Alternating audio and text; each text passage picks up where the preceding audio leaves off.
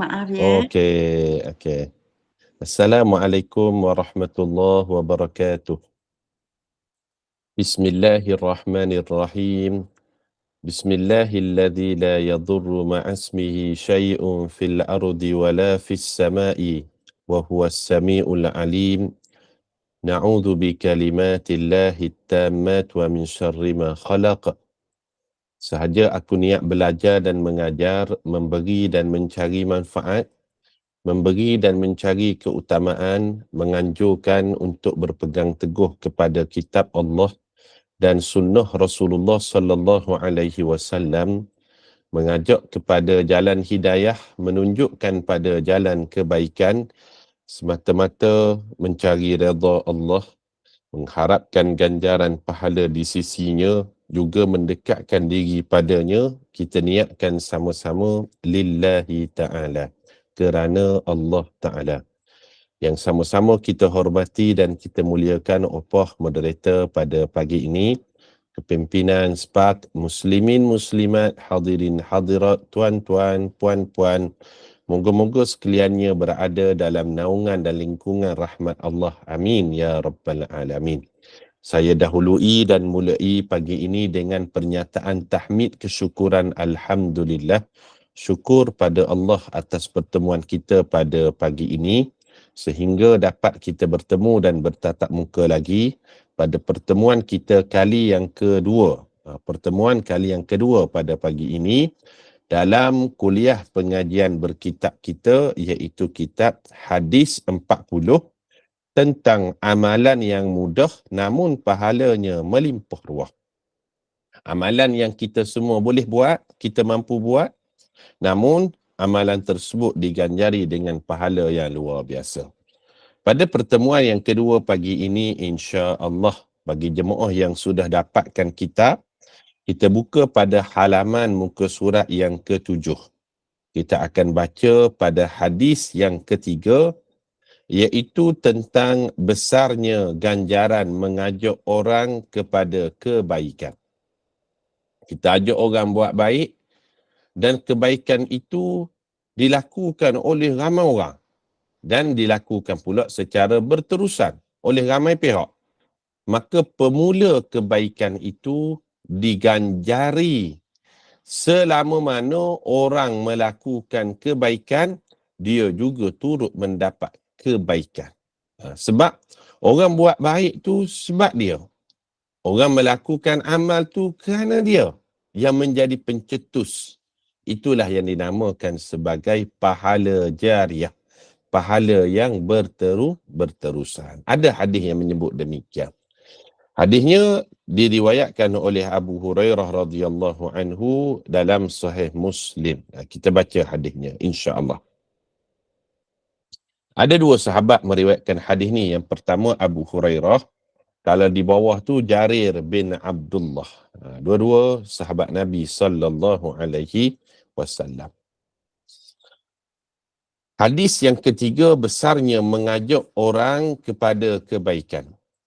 An Abi Hurairah radhiyallahu anhu anna Rasulullah sallallahu alaihi wasallam qala man da'a ila huda kana lahu minal ajri mithlu ujuri man tabi'ahu la yanqusu dhalika min ujurihim syai'a wa man da'a ila dalalatin kana alaihi minal ithmi mithlu athami man tabi'ahu la yanqusu dhalika min athamihim syai'a. Rawahu Muslim. Kita baca dulu maksudnya. Hadis yang diriwayatkan oleh Abu Hurairah radhiyallahu anhu, Rasulullah sallallahu alaihi wasallam bersabda, sesiapa yang ajak manusia lain kepada jalan hidayah, jalan untuk seseorang itu mengenal Allah, mendekatkan diri pada Allah, nescaya telah wujudlah baginya daripada pahala seperti bilangan pahala-pahala sesiapa sahaja yang mengikutinya. Masya Allah. Kita ajak orang kan, sebagai contoh pada pagi ni, kita share link kuliah Spark kuliah duha.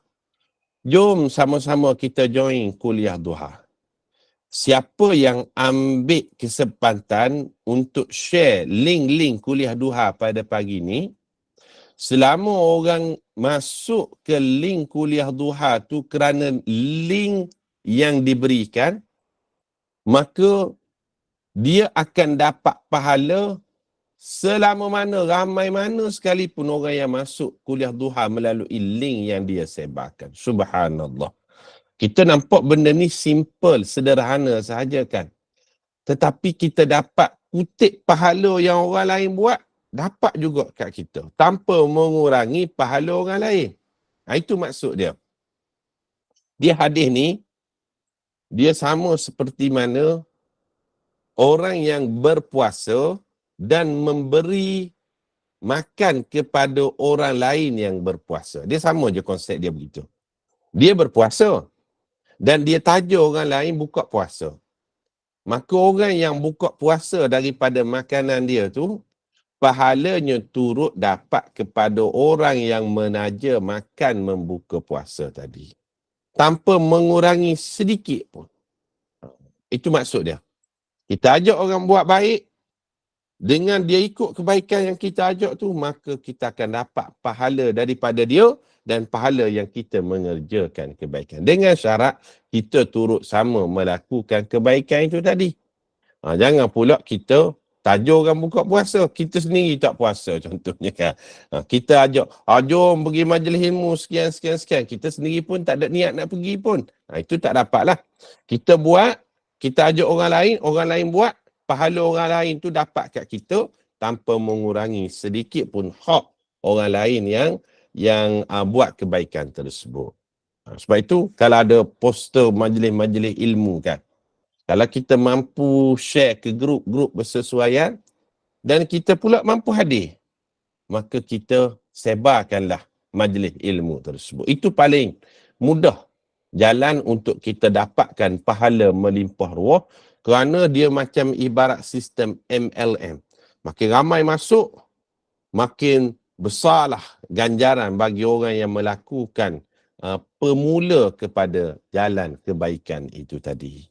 Dia menjadi satu semangat kepada saya dan kepada kita semua pada pagi ini untuk kita menjadi pencetus dalam melakukan kebaikan agar diikuti. Kita lanjutkan maksud hadis. Itu tidak pula mengurangi sesuatu pun daripada pahala-pahala mereka. Rasulullah SAW sebut, sikit habuk tak kurang pun pahala orang lain yang diberikan kepada orang yang mula-mula buat baik ni. Tak kurang. Barang siapa yang telah mengajak manusia kepada kesesatan, begitu juga yang dinamakan ajak orang buat benda yang jahat, benda yang tak baik, dia telah ditimpa daripada dosa seperti bilangan dosa-dosa sesiapa sahaja yang mengikutinya. Konsepnya sama juga. Orang buat jahat kerana dialah yang mula-mula tunjukkan, maka dosanya itu akan berterusan kepada dia sebab usaha dia yang tunjuk dosa menyebabkan orang lain melakukan dosa yang berterusan. Dan itu pula tidak mengurangi sesuatu pun daripada dosa-dosa mereka. La ilaha illallah, hasbunallah wa ni'mal wakil, wa la hawla wa la quwata illa billahil aliyil azim. Para jemaah sekalian, kita buat sikit catatan dalam hadis ni. Kita tulis hadis ni hadis pahala jariah dan hadis dosa jariah. Dia ada bukan saja sedekah jariah. Kita sedekah pahalanya akan berterusan.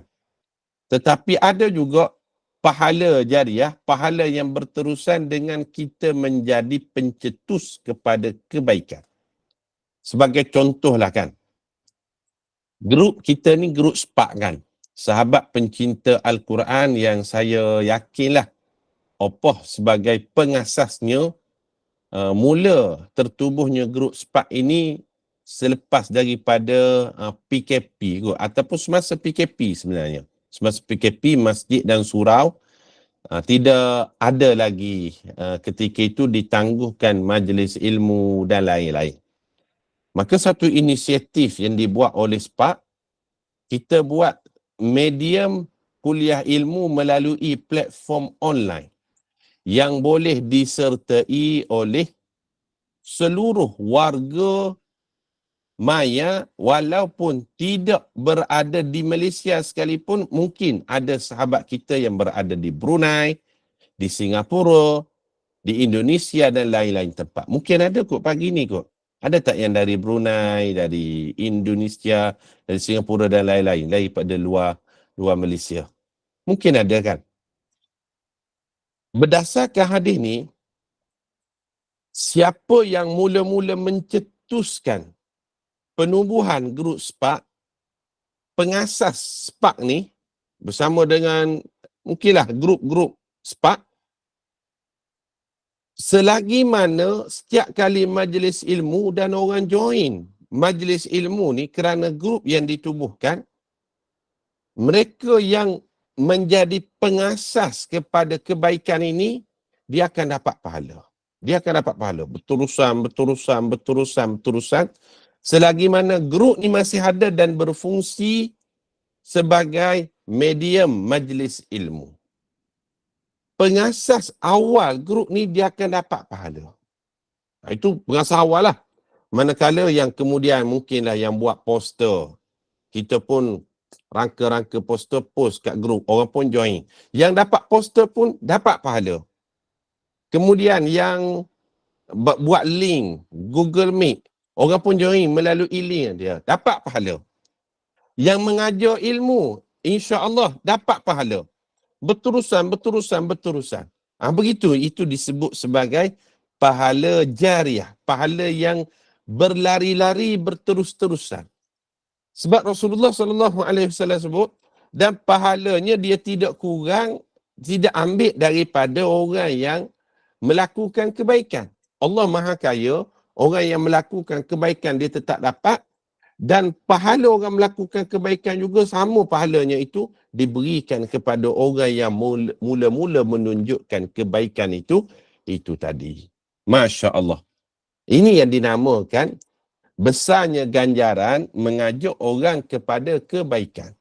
Kalau orang buat baik kerana kita Alhamdulillah, maka kebaikan itu akan berterusanlah ganjaran pahalanya kepada yang mula-mula yang mencetuskan kebaikan itu tadi. Ini hadis sahih riwayat daripada Abu Hurairah radhiyallahu anhu. Mudah-mudahan jadi semangat pada saya dan kita semua dalam menunjukkan kepada jalan kebaikan ini. Kita akui bila nak tunjuk benda baik, dia akan berdepan dengan macam-macam cabaran. Betul tak? Orang kata begitu, orang kata begini dan sebagainya. Tapi kalau kita yakin perkara yang kita nak buat ni benda yang baik, insya-Allah tidak menyalahi dari sudut hukum hakam, syariat dan sebagainya, kita buat sahajalah. Sebab mulut orang ni dia akan kata je, orang akan kata cari salah dan sebagainya, kita buat sajalah. Tanah Pahang, tanah purba, kaya dengan aneka sejarah. Sepatah kata sudah dikota, jangan mudah diubah-ubah. Getah dibakar dalam pelita untuk menyuluh dalam perigi. Sepatah kata sudah dikota, jangan mudah nak ubah lagi. Buat sajalah kebaikan itu, walau apa sekalipun cabaran yang mungkin kita akan hadapi. Mudah-mudahan demikian. Itu hadis yang pertama, riwayat daripada Abu Hurairah. Ada juga riwayat daripada Jarir bin Abdullah. Kita tengok hadisnya. Wa fi riwayatin ukhra lahu, muka surat 7 lagi. An Jarir bin Abdullah qala. Kita baca dulu bahasa Arab, kemudian kita terjemahkan.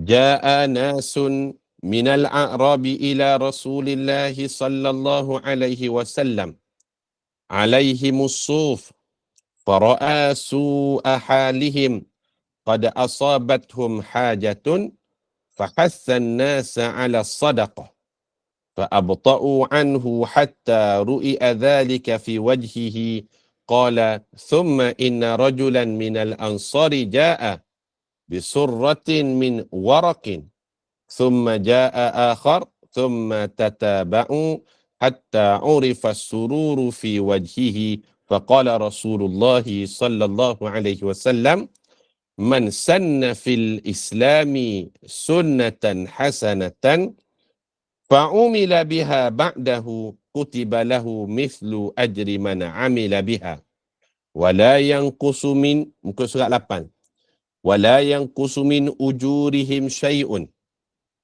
wa man sanna fil islami sunnatan sayyi'atan fa'umila biha ba'dahu kutibat alaihi mithlu wizri man amila biha wala yanqusu min awzarihim syai'un. Maksudnya, di dalam riwayat lain, iaitu Imam Muslim juga meriwayatkan hadis ni daripada Jarir bin Abdullah. Beliau berkata, sekumpulan manusia daripada orang Arab pedalaman. Orang Arab pedalaman ni maknanya orang asli Arab. Ataupun kita sebut orang Badawi. Orang Badawi telah datang kepada Rasulullah sallallahu alaihi wasallam dalam keadaan memakai pakaian yang diperbuat daripada bulu kambing biri-biri. Pakaian dia tu daripada bulu kambing. Lantas, muka surat 8, baginda telah melihat teruknya keadaan mereka.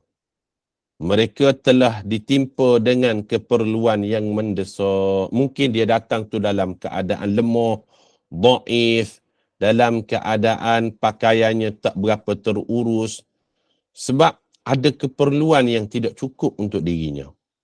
Maka baginda telah menggalakkan orang ramai untuk bersedekah, lalu yang berlaku pula adalah mereka telah berlengah-lengah daripada bersedekah sehingga telah kelihatan sikap tidak gemar Rasulullah sallallahu alaihi wasallam terhadap sikap para sahabat di wajah mereka.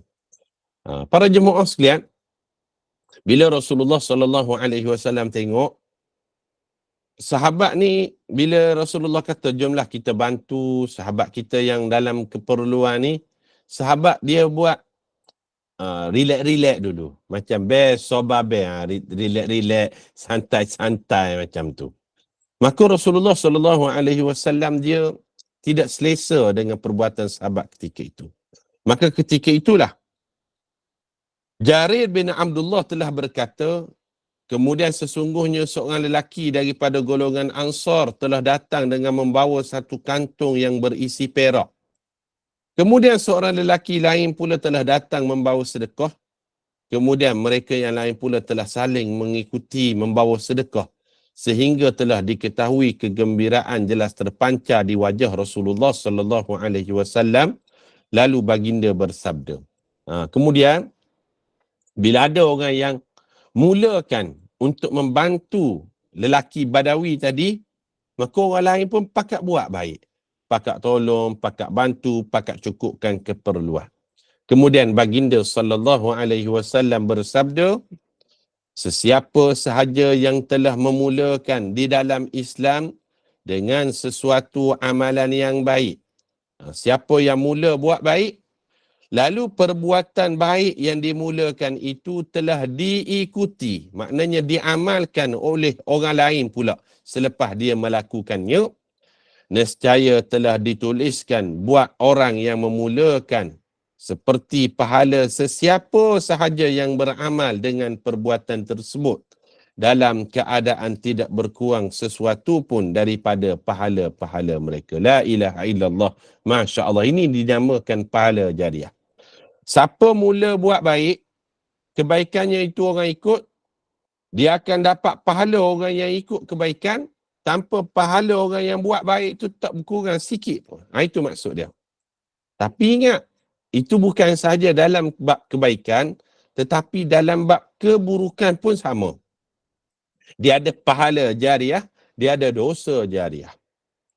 Namun begitu, sesiapa sahaja yang telah memulakan di dalam Islam dengan melakukan satu amalan yang buruk, dia tunjukkan benda yang buruk, lalu orang ikut keburukan tersebut, nescaya telah dituliskan buat orang yang memulakan seperti dosa sesiapa sahaja yang telah beramal dengan perbuatan tersebut dalam keadaan tidak berkurang sesuatu pun daripada dosa-dosa mereka.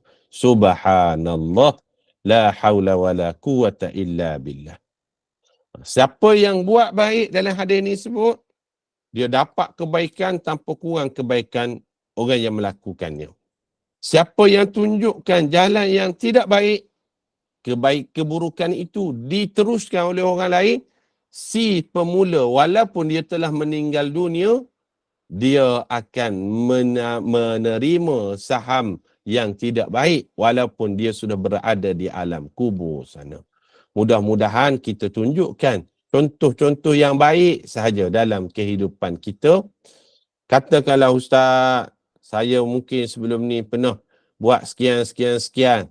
Lalu orang ikut buat benda tak baik tu. Apa yang boleh saya lakukan ustaz? Banyak-banyaklah beristighfar, solat sunat taubat, memohon keampunan kepada Allah dengan taubatan nasuha. Mudah-mudahan kebaikan yang kita buat tersebut, dia boleh sedikit sebanyak menutup keburukan, kejahatan yang mungkin saya dan kita semua pernah lakukan lalu diikuti oleh orang lain. Maka ketika itulah kita mengharapkan Allah menutup aib kita dan menutup dosa tersebut, kerana benda yang telah berlalu tak mungkin kita mampu ubah balik keadaannya, melainkan kita banyak-banyak memohon keampunan kepada Allah Subhanahu wa Ta'ala. Tapi mulai pada saat ini kita hanya tunjukkan contoh-contoh yang baik sahaja, insya-Allah. Itu hadis yang pertama. Pengajaran hadisnya kita tengok. Yang pertama, pengajaran hadisnya muka surat 10, mengajak seseorang kepada kebaikan. Sama ada dengan perkataan ataupun suri tauladan adalah satu ibadah yang sangat panjang tempoh pahalanya. Maknanya tempoh pahalanya dia tak ada limit. Selagi mana orang buat baik tu kerana ingat pada kebaikan yang kita buat, maka pahalanya tu dia tidak ada tarikh luput. Kalau bahasa makanannya dia kata tak ada expired. Tak ada expired date. Pahala juga tak ada expired date. Kebaikan yang dibuat ni tak ada expired date. Sampai bila-bila selagi mana orang ikut kebaikan yang kita tunjuk itu tadi. Menerusi hadis ini, apabila kita mengajak manusia kepada kebaikan dan apabila ajakan kita dilaksanakan, kita akan mendapat pahala setiap kali amalan tersebut dilakukan. Bayangkan sekiranya amalan tersebut dilakukan berterusan dari satu generasi ke generasi yang lain. Contoh kita kan, kita mungkin ada mengagumi tokoh-tokoh tertentu kan. Kita tengok mak ayah kita, guru-guru kita, jiran-jiran kita kebaikannya. Jadi kita tercetus untuk nak mencontohi kebaikan dia. Maka kebaikan itu sampai bila-bila. Kita pula dikagumi oleh anak pula. Anak pula sampai cucu pula. Sampai sekian-sekian. Yang mula-mula tadi kita ikut, itu akan dapat pahala berterusan. Subhanallah. Yang kedua, menerusi hadis ini, tahulah kita betapa banyaknya pahala yang telah dianugerahkan oleh Allah kepada Rasulullah sallallahu alaihi wasallam, para sahabat baginda dan generasi terdahulu yang telah menyampaikan agama Islam kepada masyarakat sehingga sampai kepada kita hari ini. La ilaha illallah, masya-Allah. Rasulullah sallallahu alaihi wasallam, para sahabat, para tabi'in, tabi'in, para ulama salafus salih yang awal-awal dulu memperkenalkan agama Islam kepada kita ni, mereka turut mendapat saham yang berterusan sampai ke hari ini. Apa sebab? Kita kenal agama Islam melalui guru-guru tersebut. Melalui guru-guru kita, guru-guru ambil daripada guru sekian sanadnya sehinggalah sampai kepada Nabi sallallahu alaihi wasallam, dan ilmu yang bermanfaat ini berterusan ganjarannya kepada orang yang awal-awal melakukan dakwah Islam itu tadi. Itu yang kedua. Yang ketiga, janganlah sekali-kali kita menjadi penyebab kepada tersebarnya kejahatan. Kerana selagi kejahatan tersebut diamalkan, selagi itulah dosa akan terus menerus sampai kepada orang yang telah memulakan dan menyebarkan kejahatan tersebut. Dia akan berterusan sampai bila-bila. Dia tak ada limit dah. Tak ada tarikh expired dah. Begitu juga dengan dosa itu tadi. Alhamdulillah, itu hadis yang ketiga. Kita ambil satu lagi hadis pada pagi ini untuk kita kongsikan. Hadis yang keempat dalam bab amalan yang mudah namun pahalanya melimpah ruah. Setiap kali pertemuan insya-Allah kita target sekurang-kurangnya 2 hadis kita baca. Ada 40 hadis, maknanya 20 kali kita bertemu, kita boleh khatam lagi kitab kita yang baru ni insya-Allah. Sebelum ni kita dah khatam banyak kitab dah. Kita nak khatam kitab kita yang seterusnya. Mudah-mudahan kebaikan daripada khatam kitab kita ni berterusanlah ganjaran pahalanya buat saya, buat semua para jemaah dan orang yang mengikuti kebaikan tersebut. Amin ya rabbal alamin. Ustaz, minta maaf Ustaz. Nak Sila. boleh? Boleh Pana. Sila. Takut lupa Ustaz. Saya Silakan. nak tanya Ustaz, macam Ustaz kata tadi kan, kawan tu buat jahat berterusan. Orang yang anjurkan dia buat jahat tu akan terima kepada dosa kan. Lepas tu kalau orang yang buat jahat tu dia stop, dia tak mau buat, dia bertobat. Adakah orang yang anjur buat jahat tu dia dapat dosa lagi atau dia pun ada Allah berhentikan dosa dia tu? Terima kasih Ustaz. Terima kasih kepada Puan Nur. Soalan yang sangat-sangat baik. Dia buat dosa, kemudian diikuti perbuatan yang tidak baik itu oleh orang lain, maka dosanya akan berterusan sampai bila-bila kalau selagi mana orang ikut. Namun, orang yang memulakan buat dosa tadi, dia telah bertaubat. Dia telah melakukan istighfar, solat sunat taubat nasuha. Maka ketika itu kita mengharapkan Allah menerima taubatnya, maka dihentikan dosanya tadi daripada jariah, daripada berterusan. Kita mengharapkan demikian. Dengan syarat dia memang benar-benar telah melakukan taubat nasuha. Kita mengharapkan Allah menghentikan dosanya itu daripada jariah, berterusan dosanya tadi, dengan syarat dia melakukan taubat nasuha. Wallahu alam. Harap-harap menjawablah. Tapi dengan syarat dia kena buat taubat nasuha sungguh-sungguhlah. Menyesali, ya Allah, bakpalah aku dulu buat sekian ya Allah. Dan dia tak akan ulangi lagi. Dia kena mengikuti syarat-syarat taubat nasuha. Wallahu alam. Seterusnya, hadis yang keempat, iaitu kelebihan 10 hari terawal bulan Zulhijjah. Ini luar biasa ganjarannya.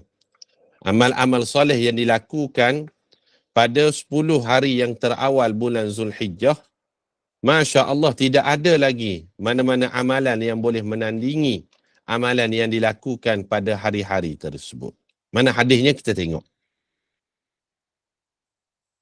An Ibni Abbasin radhiyallahu anhuma qala. Muka surat 11 bagi jemaah yang ada kitab. Yang belum dapatkan kitab boleh dapatkan dengan segera di Shopee. Minggu depan kena ada kitab dah masing-masing. Boleh Ada ramai lagi tak yang belum ada kitab? Ramai ke tak ada kitab? Sampai lagi Ustaz, dah order. Dah order InsyaAllah minggu depan dah dapat. Belum sampai. Okey, Alhamdulillah. Yang belum sampai tu ataupun belum beli lagi, boleh dapatkan di Shopee. Boleh minta tolong dalam grup Spark. InsyaAllah akan ditunjukkan di Shopee yang jual kitab ni. RM20 saja rasanya. Saya tak ada jual kitab ni. Saya pun melalui pengarang sendiri saya jumpa itu. Beli dengan dia. Lepas tu saya tengok dalam Shopee ada. InsyaAllah boleh dapatkan. Seterusnya kita tengok pada hadis yang keempat. An Ibni Abbasin radhiyallahu anhuma qala qala Rasulullah sallallahu alaihi wasallam ma min ayyamin al-amalu salihu fiha ahabbu ila Allah min hadhihi al-ayyam, يعني أيام العشر. قالوا يا رسول الله ولا الجهاد في سبيل الله؟ قال ولا الجهاد في سبيل الله إلا رجل خرج بنفسه وماله فلم يرجع من ذلك بشيء. رواه Abu Dawud. Maksudnya, daripada Abdullah bin Abbas radhiyallahu anhuma. Bila kita sebut nama Abdullah bin Abbas, dua-duanya adalah sahabat. Abdullah itu sahabat, Abbas juga adalah sahabat. Abbas ni siapa dia? Bapa saudara Nabi. Abdullah itu merupakan sepupu Rasulullah sallallahu alaihi wasallam. Kalau para jemaah pergi umrah, kita akan pergi ke Taif, biasanya ziarah di Taif. Di Taif ini adanya maqam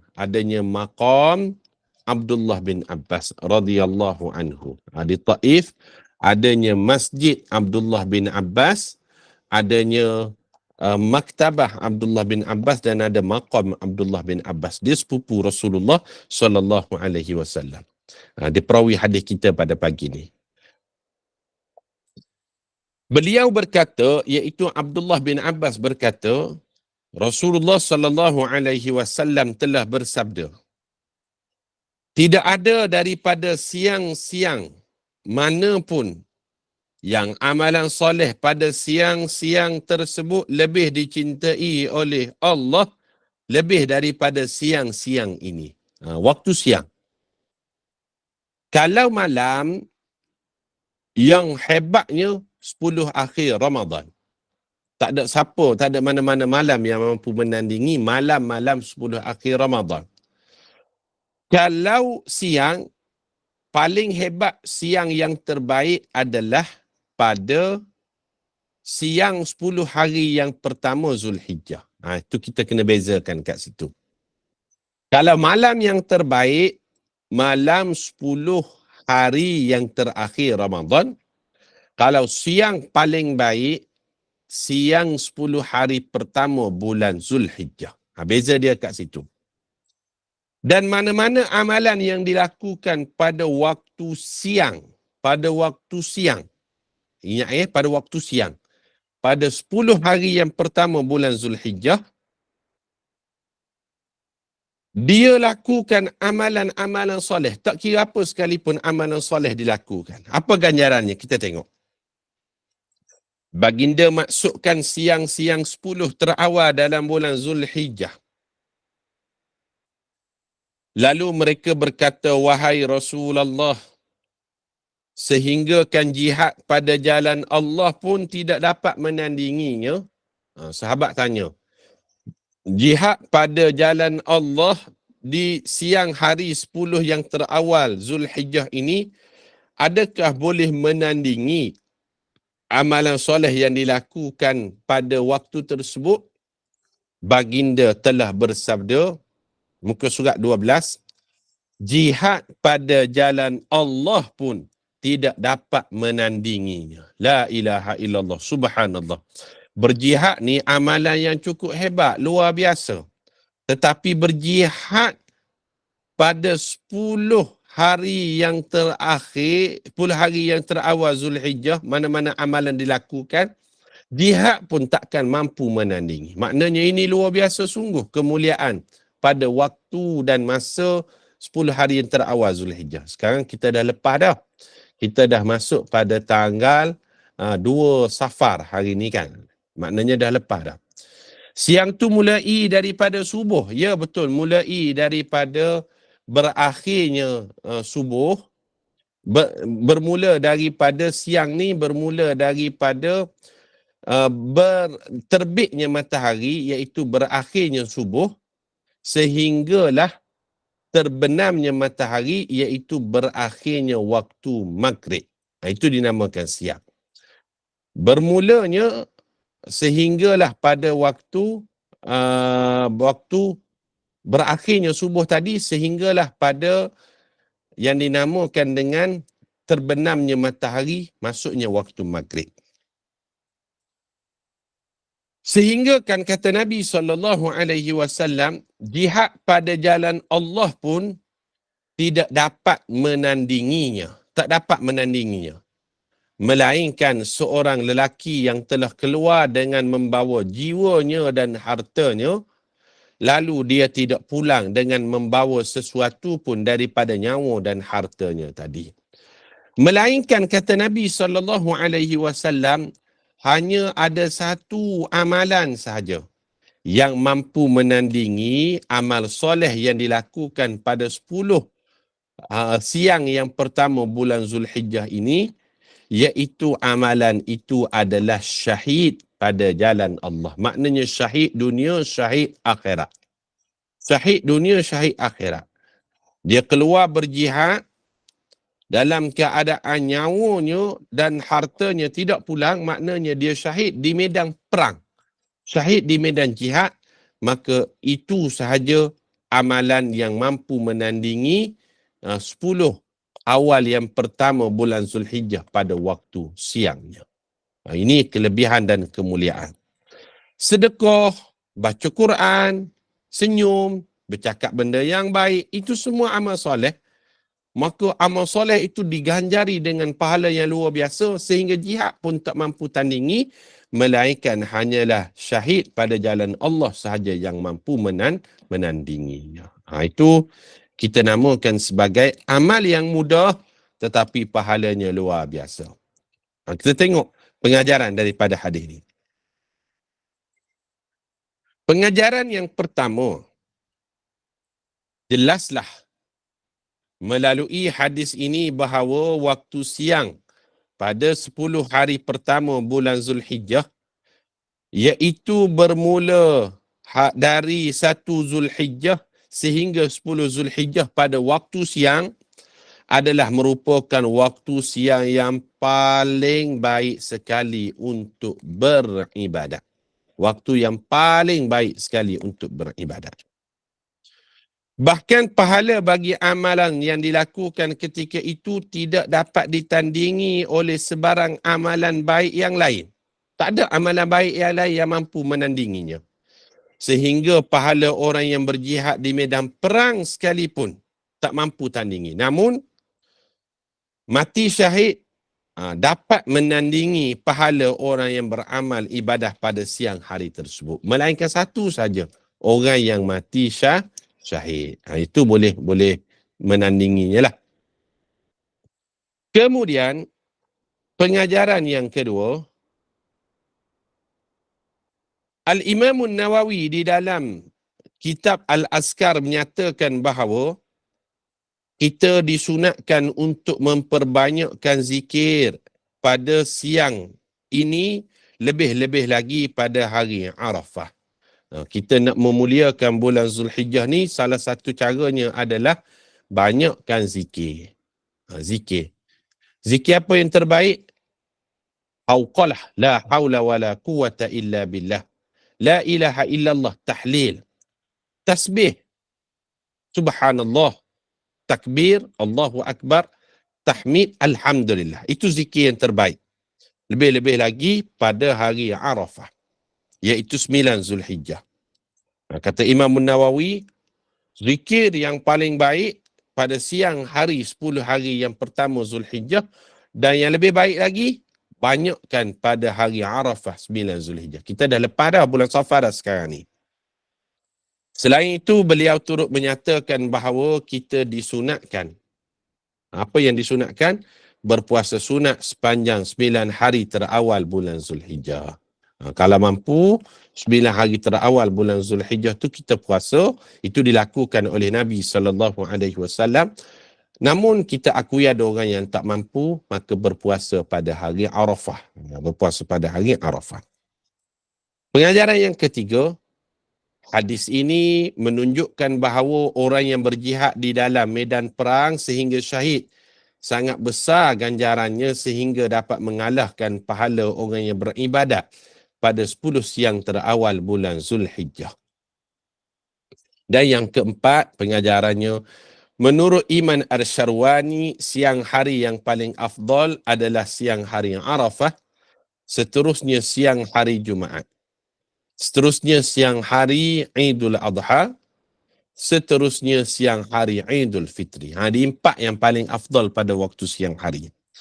Siang hari, hari Arafah nombor 1, seterusnya siang hari Jumaat, seterusnya siang hari, hari raya Idul Adha, dan seterusnya siang hari Idul Fitri. Ini 4 yang paling afdal pada waktu siang.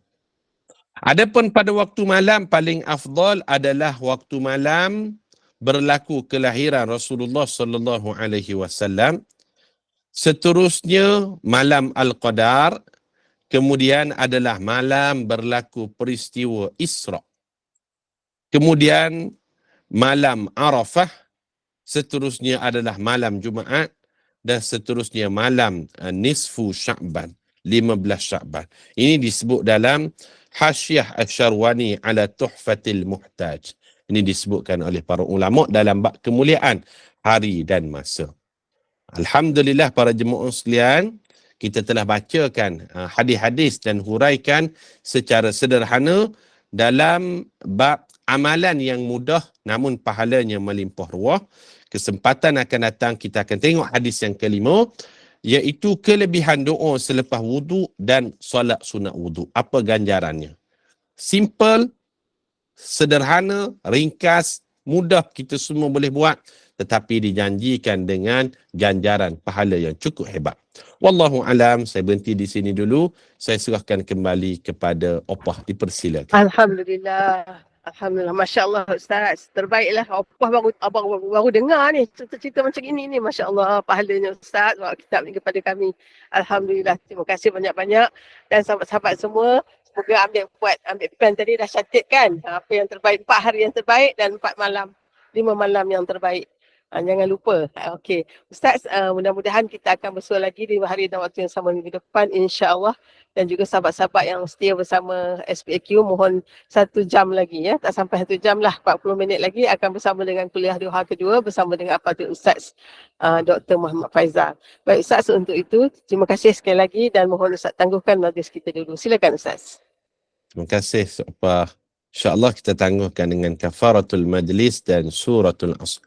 Subhanakallahumma wa bihamdika nashhadu an la ilaha illa anta nastaghfiruka wa natubu ilaih. Bismillahirrahmanirrahim.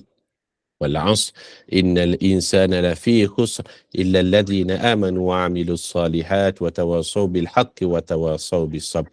Terima kasih semua, bertemu di lain kesempatan. Assalamualaikum warahmatullahi